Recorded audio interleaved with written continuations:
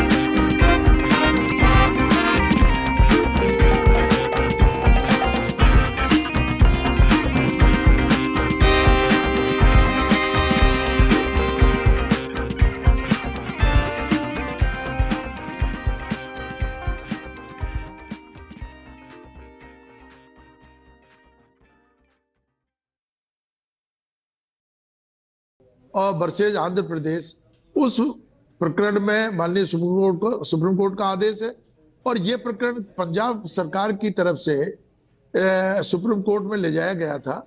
तो ये हकीकत में इसको देखा जाए तो ये क्रीमी लेयर पे ले जाते हैं। हर बार जब भी आरक्षण की समीक्षा की बात होती है, वो आर्थिक दृष्टि से जोड़ते हैं उसको, जबकि जी पहले एक सवाल को सर स्थिति स्पष्ट कर लेते हैं भाई, आरक्षण में आरक्षण होना चाहिए या नहीं होना चाहिए?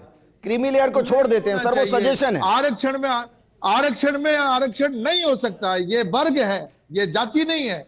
एसटी एक समूह है जी, एससी एक समूह है जी, और समूह में ठीक है। समूह में मीणा जी, राजस्थान में एससी के अंदर कितनी जातियां आती हैं सर, और एसटी में कितनी जातियां आती हैं सर?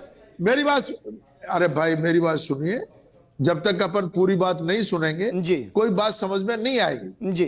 मेरा इतना सा कहना है, एसटी और एससी का जो आरक्षण है संविधान प्रदत्त आरक्षण है, और जाति की जो जनसंख्या है उस जनसंख्या के अनुपात में उनको संविधान में दिया हुआ है जी।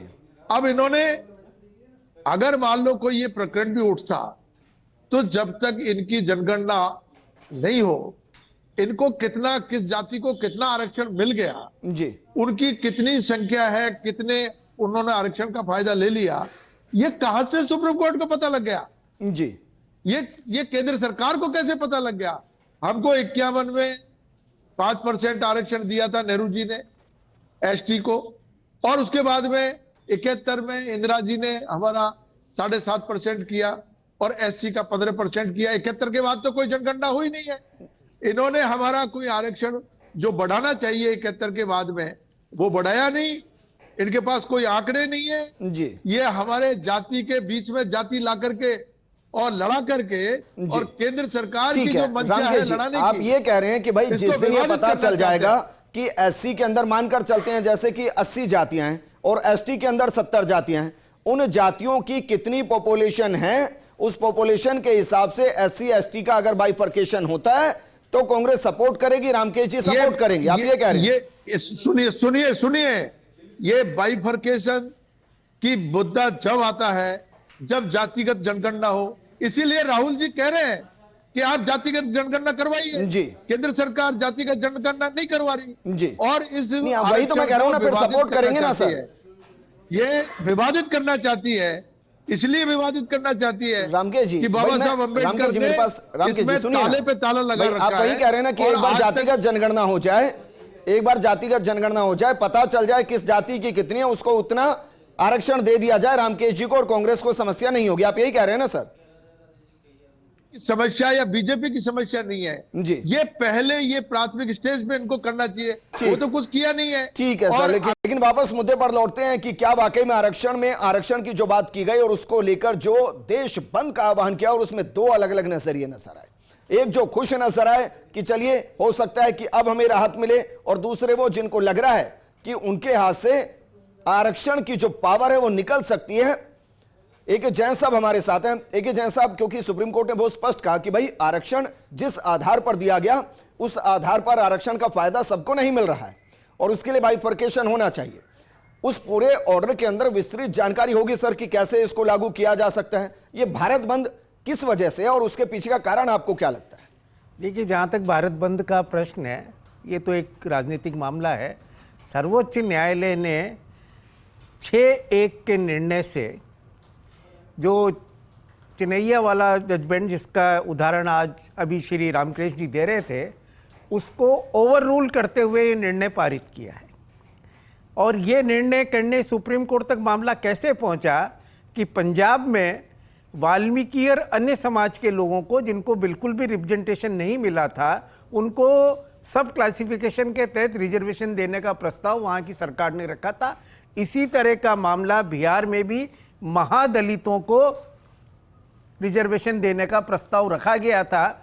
और चिनैया का जो निर्णय था आंध्र प्रदेश के मामले में आया था, उसमें सुप्रीम कोर्ट ने एक बहुमत से ये फैसला तो 5 जजेज ने किया था कि जो SC ST है ये एक होमोजीनियस है, अर्थात एक समूह है जो वो कह रहे थे, और उसमें सब क्लासिफिकेशन नहीं हो सकता। और इसी मामले को सुप्रीम कोर्ट ने कहा कि उन्होंने कहा कि ये होमोजीनियस समूह नहीं है, इसमें विभिन्न जातियां शामिल हैं और हिस्टोरिकल और एम्पिरिकल डेटा जो सामने हैं उसमें कहा जा सकता है कि SC ST के बीच में भी जो विभिन्न जातियां हैं उनमें आपस में भेद हैं, वहाँ भी वह, और उनका एम्पिरिकल डेटाज इकट्ठे करने के बाद यदि अपलिफ्टमेंट के लिए सब क्लासिफिकेशन स्टेट करता है तो ये संविधान का उल्लंघन नहीं है। ये मूल रूप से ये जजमेंट है। जहां तक क्रीमी लेयर की बात है, लेकिन सर उसके लिए क्या जातिगत जनगणना करनी पड़ेगी कि भाई SC के अंदर जितना समूह के अंदर जातियां हैं उनमें कितनी परसेंटेज किसकी है, उसके हिसाब से वर्गीकरण किया जाए? क्या सजेस्ट किया गया? सुप्रीम कोर्ट ने प्रोपोर्शनल जजमेंट, प्रोपोर्शनल रिप्रेजेंटेशन देने की बात नहीं कही है कि भाई जिसकी जितनी जाति है उसको इतनी नो। वहां है कि जो सोशली बैकवर्डनेस है उस आधार पर उनको नौकरियां दिए जाए। अर्थात कोई एक कम्युनिटी है जहां से बिल्कुल ही रिप्रेजेंटेशन नहीं है, वहां पर सोशली बैकवर्ड है, तो उन लोगों को प्रोपोर्शनेट नहीं, सफिशिएंट रिप्रेजेंटेशन मिले, उन लोगों को इक्विटेबल रिप्रेजेंटेशन से नौकरी में उसे अपॉर्चुनिटी का मिले, ये सुप्रीम कोर्ट का कहा है। और जहां तक क्रीमी लेयर वाली बात है, क्रीमी लेयर का सजेशन जस्टिस गवई जो कि स्वयं एक दलित हैं, उनके द्वारा उन्होंने कहा था कि I have the historical and personal experience in the matter. उन्होंने कहा क्रीमी लेयर का सिद्धांत SC ST पर लागू किया जा सकता है, और साथ ही उन्होंने कहा कि जो OBC में क्रीमी लेयर का फॉर्मूला है वो SC ST के क्रीमी लेयर के मामले में लागू नहीं हो सकता, अर्थात शुद्ध रूप से आर्थिक आधार पर क्रीमी लेयर का निर्धारण नहीं किया जा सकता, बल्कि अन्य डेटा जिसमें कि रिप्रेजेंटेशन कितना है, सोशल स्टेटस क्या है, इन सब चीज़ों को कंसीडरेशन करके अगर क्रीमी लेयर का फॉर्मूला इवॉल्व होता है तो उसे यहाँ भी लागू किया जा सकता है, ये कि निर्देश नहीं। पर जहाँ तक सब क्लासिफिकेशन का प्रश्न है, इसमें 6 जजेस का साफ ओपिनियन था, और उन्होंने एम्पिरिकल डेटा जो डेटाज के साथ दिए कि जो फैक्ट्स आए हैं उसके हिसाब से कुछ कम्युनिटीज को बिल्कुल ही रिप्रेजेंटेशन नहीं मिला हुआ है, और इसीलिए बिहार की सरकारों में महादलित का किया था, पंजाब में वो था, और पंजाब का ही सरकार बनाम देवेंद्र सिंह के नाम से ये केस है, और इसीलिए किया। तो इसलिए जातिगत जनगणना हो या नहीं हो ये एक अलग बात है, पर यदि, और साफ कहा उन्होंने कि जो डेटाज पहले इस पे इकट्ठे किए जाए, और डेटाज के हिसाब से अगर सरकार को लगता है कि कुछ कम्युनिटीज ज्यादा वंचित रही हैं तो उनका सब क्लासिफिकेशन किया जा सकता है। मेरे ख्याल से हरिनारायण मीणा जी इस हिसाब से कोई गलती नहीं है। ठीक, हरिनारायण मीणा जी, 100 लोगों के लिए कुछ व्यवस्था की गई, 20 लोग हमेशा से या कहीं 70 सालों से उस व्यवस्था का फायदा उठाते रहे, और उसी व्यवस्था में जो बाकी के 80 थे वो हमेशा से वंचित रहे और आज भी वंचित है। क्या उनको अधिकार नहीं मिलना चाहिए? मैं इसको मोटे तौर पर समझा रहा हूं। देखो, बात इसकी नहीं है कि 100 लोगों में से 20 को फायदा मिला नहीं मिला। बात मैं करता हूं कि आरक्षण क्यों लागू किया गया। SC और ST उनको आरक्षण लागू किया गया। SC को धारा 341 और ST को धारा 342। उसमें साफ संविधान में और संविधान निर्माताओं ने ये देखा कि ये वर्ग है, ये कोई ऐसा नहीं है, ये वर्ग है ST SC, तो ये समाज में वंचित लोग हैं, सदियों से गुलामी से झेलते आए हैं, आर्थिक पिछड़ापन है, रोजगार नहीं है, समाज में इनको साथ नहीं बैठाते हैं। इनको दूर करने के लिए कि ये भी समाज की मुख्य धारा में आ सके, इसलिए इनको आरक्षण दिया गया। ठीक है सर, अब आप बताइए, मैंने क्या रामकेश जी से भी पूछा था, राजस्थान में SC वर्ग ही कह लेता हूं, वर्ग में कितनी जातियां हैं जो रजिस्टर्ड हैं सर? रजिस्टर्ड दोनों वर्ग में करीब 150 जातियां रजिस्टर्ड हैं। जातियां हैं ना सर? हाँ, जातियां हैं ना सर? तो जातियां नहीं, वो वर्ग कहलाता, वर्ग में कहलाता, जातियां हैं ना सर? उसमें क्या होता है कि वर्ग में मैं बहुत सिंपल सी बात कर रहा हूं सर, और जरा बताइए उनमें से वो कौन सी जातियां हैं, आपके पास तो डाटा होगा, जिनको आज तक आरक्षण का फायदा नहीं मिला? नहीं, सबको फायदा मिला है अपने एजुकेशन के हिसाब से। आज बात करते हैं वाल्मीकि समाज की। वाल्मीकि समाज पूरे भारतवर्ष में 2.5% है, और आज वाल्मीकि समाज, एक तरफ तो बात करते हैं वाल्मीकि समाज को आरक्षण नहीं मिला, यही कहते हैं, इसलिए किया गया। क्या वाल्मीकि समाज जो काम करता था रेलवेज में, एयरपोर्ट्स पर, वहाँ सबको हटा दिया गया, कोई परमानेंट एम्प्लॉय नहीं है, सबको अनुबंध पे रखा हुआ है, तो कहाँ से मिलेगा साहब उनको आरक्षण? आप आरक्षण की बात करते हैं, और आरक्षण की बात ही करते हैं तो आरक्षण 7.5 समाज हमेशा कचरा ही ढोता रहे सर, IAS IPS ना बने? सुनिए, मेरी बात सुनिए, 7.5% और 15%, 22% आरक्षण दिया गया, और OBC को मिला के 50% हो गया। आज की तारीख में 25% भी आरक्षण पूरा नहीं है।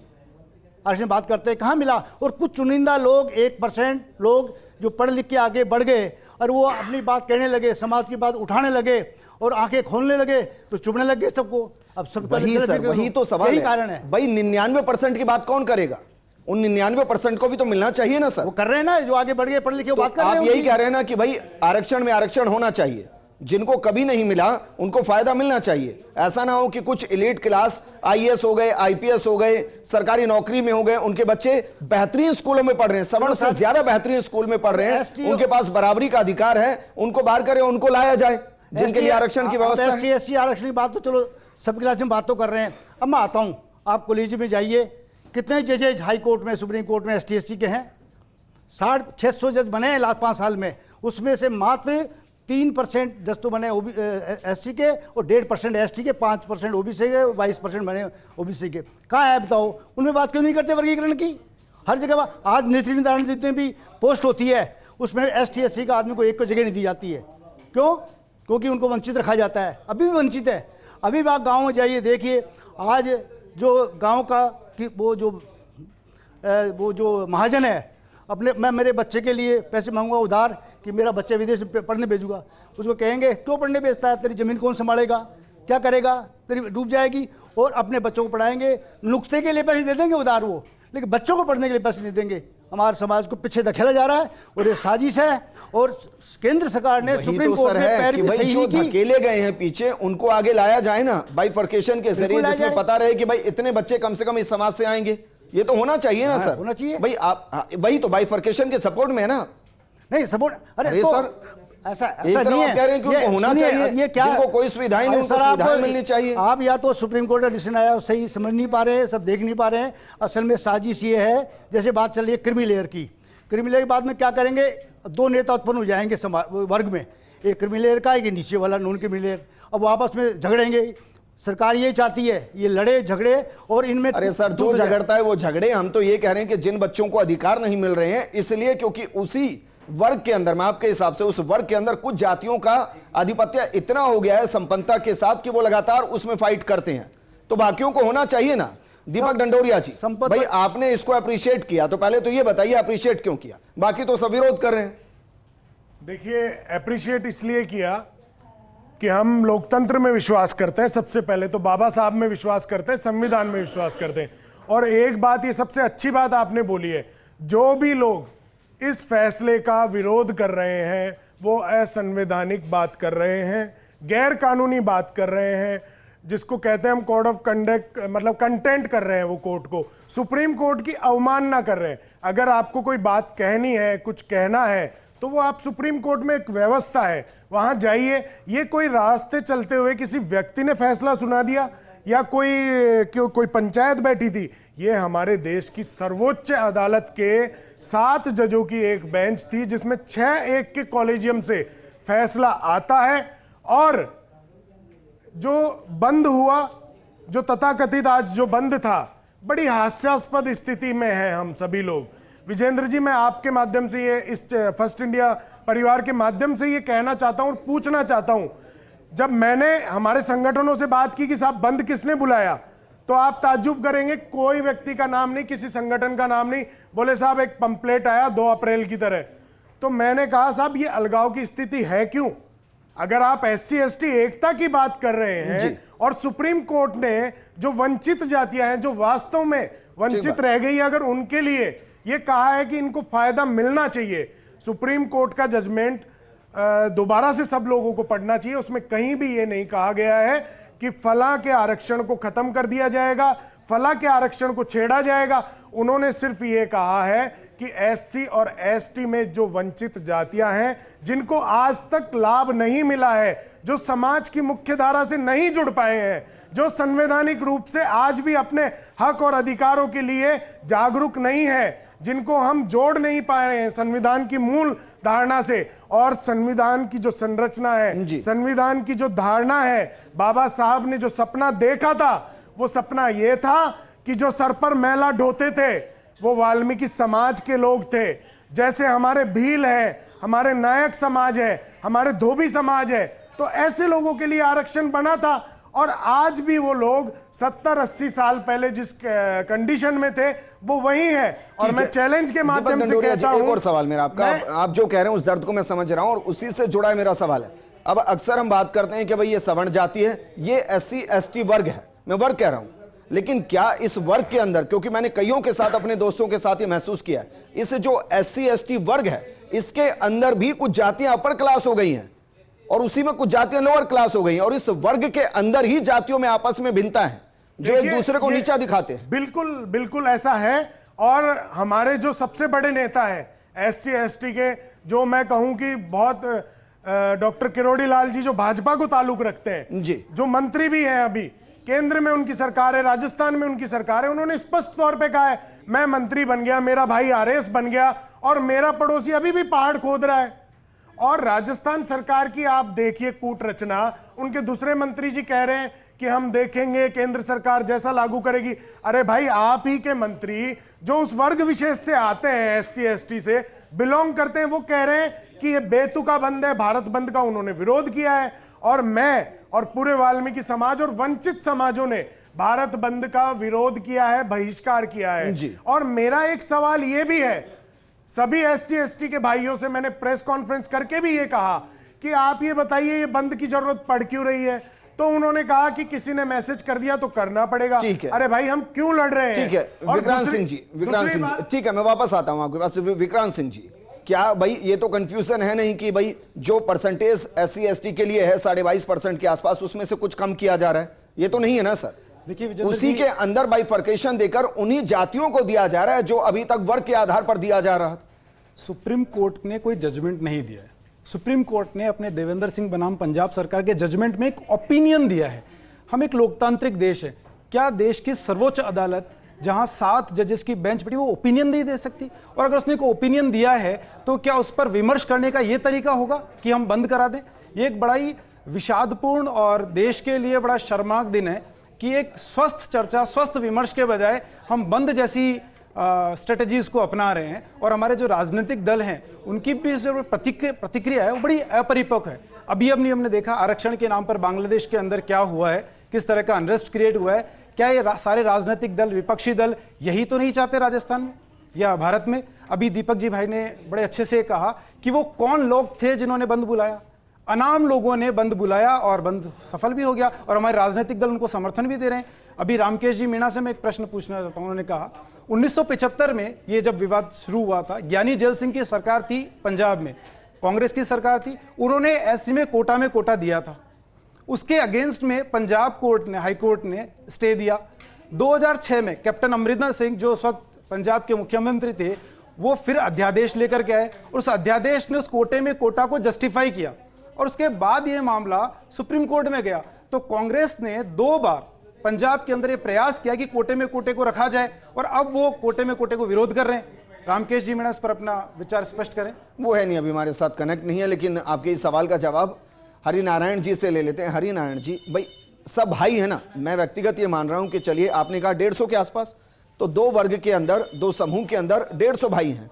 अब उन 150 भाई में जो निचले तबके के भाई हैं उनका भी तो ख्याल कोई रखेगा या नहीं रखेगा, या वो हमेशा मजदूरी ही करते रह जाएं? सर नहीं, क्यों करते रहेंगे मजदूरी? साथ लेके चलेंगे उनको, साथ लेके चल रहे हैं। तो वही तो व्यवस्था है सर, ये और क्या है? क्या 22.5% में से आधा % भी खत्म करने की बात किसी ने की? ये व्यवस्था वो नहीं है साहब, ये व्यवस्था है डिवाइड करने की, ST SC को डिवाइड करने की व्यवस्था है। कुल मिला के साजिश ये है। चलिए मैं आपसे पूछता हूं, अच्छा मेरी बात सुनिए, अगर ये नहीं है, एक घर में 4 भाई हैं और एक भाई बहुत बेहतरीन है और एक भाई कमजोर है, किस पर फोकस करेंगे? अच्छा, मैं बात करता हूं सर, किस पे फोकस करेंगे? अगर जो कमजोर है उसको कुछ अलग से दे दिया जाएगा तो क्या भाइयों को डिवाइड कर दिया जा रहा है? नहीं, उनको अपलिफ्टमेंट के लिए करो ना, प्रयास करो, हम साथ में उसकी चीज। तो वही तो व्यवस्था है सर, ये प्रयास नहीं, ये नहीं है सर, वो व्यवस्था नहीं है, ये डिवाइड करने की व्यवस्था है। हमें तो बताइए, दूध जब गर्म होता है ना सर, दूध जब गर्म होता है तो ऊपर मलाई आती है ना, मलाई आती है और मलाई की अपनी एक प्रवृत्ति है। अब ये कह रहे हैं कि भाई बाकी दूध भी मलाई के जैसा हो, ये कैसे संभव है सर? मेरी बात सुनिए, आप ये देखिए 85% लोगों को तो है 49.5% आरक्षण और 15% लोगों को 61% आरक्षण है। अरे सर 110 सुनिए 85 होगा सर। अरे मेरी बात उसका वगैरह क्यों नहीं करते हैं? हमारे को क्यों आपस में 95 और 15 110 हो जाता है भाई। 60% इसलिए कह रहा हूं कि EWS में जो दिया ना वीकली, जो बिल्कुल इकोनॉमिकल वीकर सेक्शन, हाँ उसको दिया है, 10% दिया उसमें निकाल के। तो आप ये देखिए, वो कोई उसका भी बात नहीं करता, उसके वर्गीकरण की बात नहीं करते हैं, खाली ST SC के वर्गीकरण की बात करेंगे। क्यों करेंगे साहब? हम सब साथ में, हमको डिवाइड मत करो, साथ रहने दो, हम सब भाइयों को साथ लेके चलेंगे। दीपक नंदोरिया जी, फाइनल कमेंट भाई, कहने का मतलब ये है कि जो एक घर में IAS IPS हैं उनके बच्चे ही बने और जो मैला ढो रहे हैं वो मैला ढोते रहें, क्योंकि वो उनके साथ तो कम्पीट कर नहीं पाएंगे। नहीं, उनके लिए व्यवस्था हो भी ना, साथ लेके चलेंगे, साथ लेके चल रहे हैं। दरअसल क्रीमी लेयर को हो सकती है। मैं आपको एक बात बड़ी स्पष्ट तौर पर बता देना चाहता हूं कि आज हमने बंद का विरोध किया और जैसे ये बता रहे थे बंद सफल हो गया, ये मिथ्या और निराधार न्यूज है। राजस्थान की सरकार इसमें पार्टी बनी है, पुलिस ने बंद करवाया है, कहीं कोई बंद नहीं हुआ है। व्यापारिक संगठनों ने और राजस्थान के व्यापार महासंघ ने बंद का कोई समर्थन नहीं किया है। और जो SC ST के भी कम से कम 95% जो गरीब लोग हैं, जो आरक्षण से वंचित है, वो हमारे साथ है। और इसमें जो व्यवस्था है ये लागू होनी चाहिए और राजस्थान सरकार से हमने मांग करी है कि इसको राजस्थान में सुप्रीम कोर्ट के फैसले को तुरंत प्रभाव से लागू करे और साथ ही अभी जो सफाई कर्मचारियों की भर्ती आ रही है उसमें भी इसको लागू किया जाए। और अगर राजस्थान सरकार ये लागू नहीं करती है तो हम आंदोलन करेंगे। और साथ ही केंद्र सरकार से भी पूरे भारतवर्ष के वाल्मीकि समाज ने कहा है कि 2014 में मोदी जी ने जब वाल्मीकियों के चरण धोकर स्वच्छ भारत अभियान की शुरुआत की थी तो अब क्या मोदी जी को उन वाल्मीकियों का दर्द नहीं दिख रहा है जो 100 तथाकथित हमारे ही वोटों से, हमारे ही राजनीतिक रोटियां सेक कर सांसद बन गए, और उन सांसदों के दबाव में वो ये कहते हैं कि कैबिनेट में इस फैसले को लागू नहीं करने दिया जाएगा। मैं बड़े स्पष्ट तौर पर ये कह रहा हूं कि पूरी दिल्ली और पूरा देश हम हिला देंगे, हम हमारा अधिकार लेकर रहेंगे, हमारे बच्चे अब और गटर में नहीं जाएंगे। हमारे लोग गटर में कह रहे हो कि भाई सुप्रीम कोर्ट का हमने सम्मान किया और जो ये प्रदर्शन कर रहे हैं ये पता नहीं कौन है। लोकतांत्रिक व्यवस्था में आप कह रहे हैं कोर्ट जाना चाहिए, और आप खुद चेतावनी दे रहे हैं कि भाई हम देश हिला देंगे। बिल्कुल, अगर व्यवस्था हो गई, अगर लागू नहीं करे तो गलत, आप करेंगे तो सही। मैंने कहा अगर लागू नहीं करे तो आप जाइए ना कोर्ट। अगर लागू नहीं करे तो कोर्ट ने तो अपना निर्णय दे दिया। हमारे लोग लड़ रहे थे 20 साल से, हमारे लोगों के पास तो वकालत के लिए भी पैसे नहीं थे।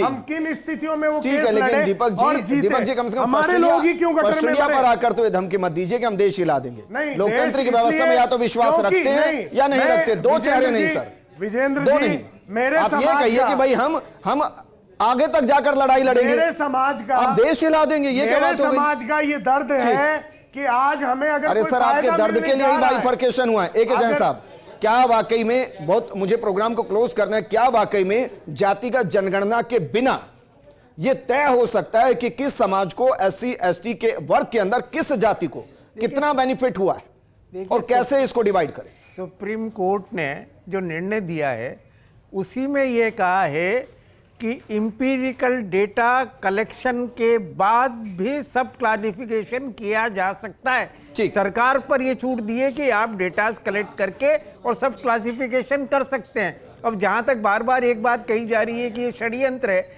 मुझे ताज्जुब होता है कि सुप्रीम कोर्ट के फैसले के लिए अगर कोई ये कहे कि सुप्रीम कोर्ट ने षड्यंत्र कहा, आप नहीं कह रहे हैं पर अप्रत्यक्ष रूप से आप सुप्रीम कोर्ट पर आक्षेप लगा रहे हैं, उस सुप्रीम कोर्ट से जिस बेंच में स्वयं एक दलित जज बैठे हुए थे और जिन्होंने ये बेसिकली फैसले के कंसेंटिंग दिया है। इस तरह की बात करना, क्योंकि एक निर्णय पक्ष में नहीं आया है जैसा आप चाह रहे थे। पक्ष में किसके नहीं सर? भाई 150 जातियों में से 5 जातियों के पक्ष में नहीं होगा, कुछ लोग होंगे जिनके पक्ष में नहीं आया। अगर वो ये कहेंगे सुप्रीम कोर्ट में साजिश हो रही है तो मेरे ख्याल से इससे बड़ी अवमानना न्यायपालिका की नहीं हो सकती, संविधान की नहीं हो सकती। संविधान साथ में लेकर आप सुप्रीम कोर्ट के संविधान सम्मत आदेश को चुनौती देने के स्थान पर उसे हमें बताइए, सुप्रीम कोर्ट का सम्मान है, 7 लार्जेस्ट बेंच का सम्मान भी है या नहीं है? मैं जैन साहब और आपको बता दूं, हम सुप्रीम कोर्ट का सम्मान करते हैं, हम सुप्रीम में कोई आक्षेप नहीं लगाए।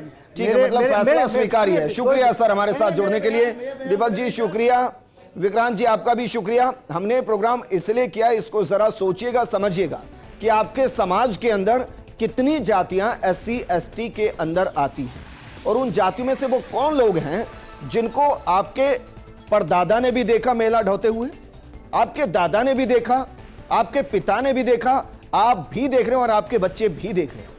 जब वो इस आरक्षण के अंदर आ रहे हैं तो आरक्षण का फायदा उनको क्यों नहीं मिल रहा, और अगर नहीं मिल रहा है तो क्या बाइफरकेशन ही इसका अंतिम समाधान है? आप खुद सोचिएगा। नमस्कार।